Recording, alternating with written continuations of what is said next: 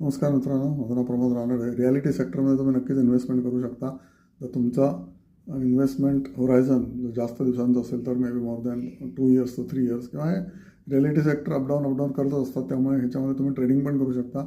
त्यापैकी जून क्वार्टरमध्ये उत्तम रिझल्ट आलेले आहेत. ते सनटेक रियालिटी नावाचा एक शेअर आहे रियालिटी सेक्टरमध्ये. तुम्ही कुठे इन्व्हेस्टमेंट करता, इक्विटीमध्ये करता, डेटमध्ये करता, म्हणजे फिक्स्ड डिपॉझिटमध्ये करता, कोणी जमीन जुमल्यामध्ये करतं, तर त्या जमीन जुमल्याऐवजी तुम्ही रियालिटी कंपनींच्या शेअर्समध्ये इन्व्हेस्टमेंट करू शकता. त्याच्यापैकी लोधा डेव्हलपर्सचे पण रिझल्ट उत्तम आले आहेत. ओके, या कंपनींनी नवी मुंबई ऑलमोस्ट अक्वायर करून टाकलेली आहे. ओके, ओबेरॉय रिअल्टी या कंपनीने साऊथ मुंबई अक्वायर करून टाकलेले आहे. त्यामुळे हे पण शेअर उत्तम आहेत, पण हे शेअर आभाळाला टेकलेले असावेत किंवा जास्त महाग असावेत. सनटेक रियालिटीचे जर तुम्ही टेक्निकल चार्ट बघितला तर हा शेअर अजूनही खालच्या लेवलला, म्हणजे घ्यायच्या लेवलला आता आलेला आहे. अजूनही खाली जाईल का तर जाऊ शकतो.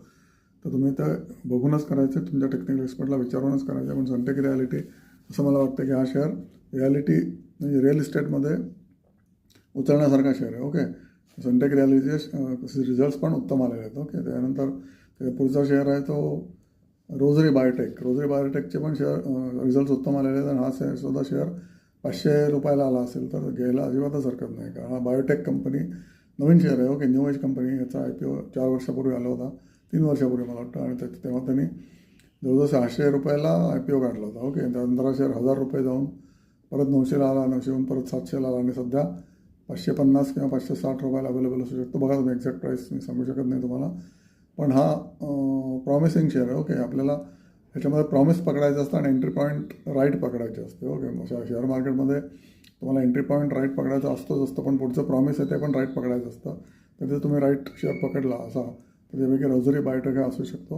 आणि ऑब्व्हियसली बाकी जे शेअर्स आहेत त्याचे रिझल्ट चांगले आले आहेत, पण शेअर खूप वरती आहेत ऑलरेडी. डॉक्टर लाल पॅथ आहे, नंतर गंधार ऑइल आहे, शाफलर आहे. ओके, नंतर युनायटेड स्पिरिट्स ऑलरेडी वर गेलेला आहे.